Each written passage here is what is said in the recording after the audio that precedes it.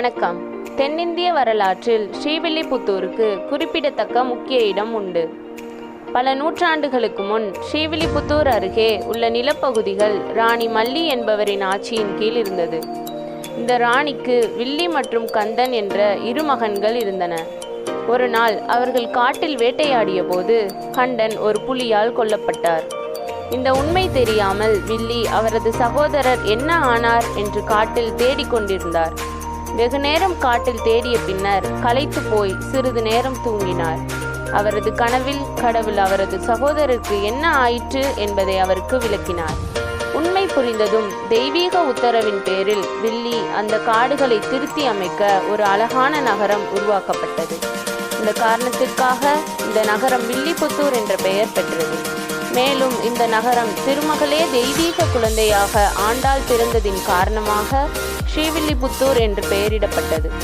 அது திருமகளை குறிக்கும் வண்ணம் தமிழ் வார்த்தையான திரு என்ற அடைமொழி கொண்டு திருவில்லிபுத்தூர் என்று வழங்கப்பெற்றது.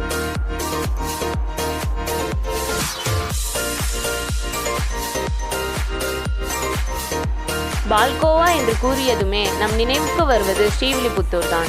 இது பால்கோவாவிற்கு மாத்திரமல்ல, கோவிலுக்கும் பெயர் பெற்ற நகரமாக திகழ்கிறது. தனக்கென ஒரு தனித்துவமான பண்டைய கால வரலாற்றை உடைய புனிதமான கோவில் நகரமான ஸ்ரீவில்லிபுத்தூர் தமிழ்நாட்டில் உள்ள விருதுநகரில் இருக்கின்றது.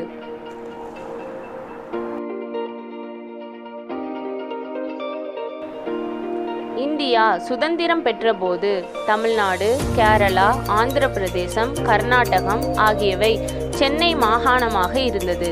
சென்னை மாகாண முதல்வராக ஓமந்தூர் ராமசாமி ரெட்டியார் இருந்தபோது இந்த இலச்சினை லோகோ பற்றிய முன்மொழிவு இந்திய அரசுக்கு அனுப்பப்பட்டது.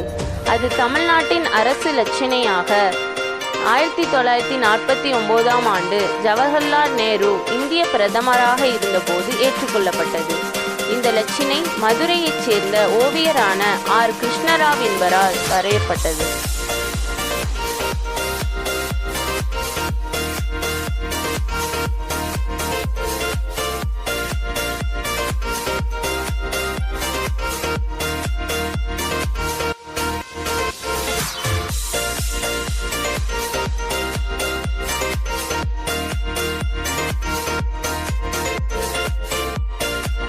இவர் 1947 முதல் 1949ஆம் ஆண்டு வரை பதவியில் இருந்தார். அப்போது தோன்றிய யோசனைதான் தமிழகத்திற்கு லோகோ உருவாக்க அடித்தளமாக அமைந்தது.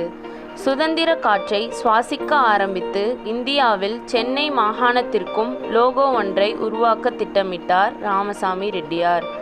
அதன்படி திட்டங்களை வகுத்து கோயில் கோபுரத்தை தேர்வு செய்து மத்திய அரசுக்கு அனுப்பினார்.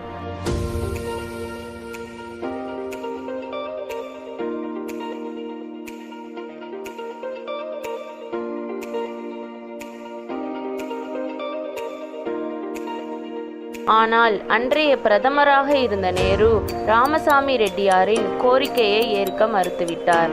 ஏனென்றால் இந்தியா மதச்சார்பற்ற நாடு. கோயில் கோபுரத்தை சின்னமாக அங்கீகரித்தால் மதத்தை பிரதிபலிக்கும் என்று தெரிவித்துவிட்டார் நெஹ்ரு.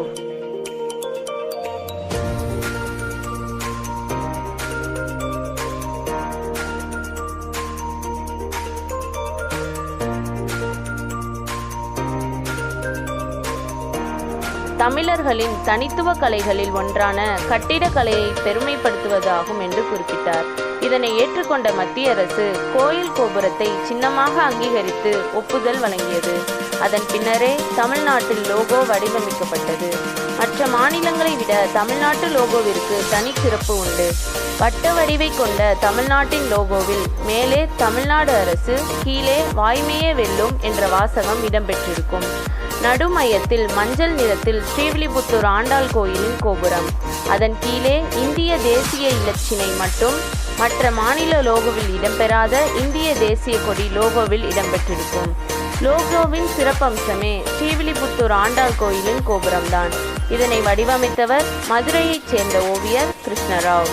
இவர் சென்னையில் உள்ள அரசு நுண்கலை மற்றும் கைவினை கல்லூரியில் படித்தவர் என்று கூறப்படுகிறது. தமிழ்நாட்டு லோகோவில் இடம்பெற்றிருப்பதும் ஸ்ரீவில்லிபுத்தூர் ஆண்டாள் கோயிலின் கோபுரம் என்று பெரும்பாலானோர் கூறினாலும், கிருஷ்ணராவ் மதுரை மீனாட்சியம்மன் கோயிலில் மேற்கு கோபுரத்தை அடிப்படையாக கொண்டே வடிவமைத்ததாக ஆய்வுகள் தெரிவிக்கின்றன.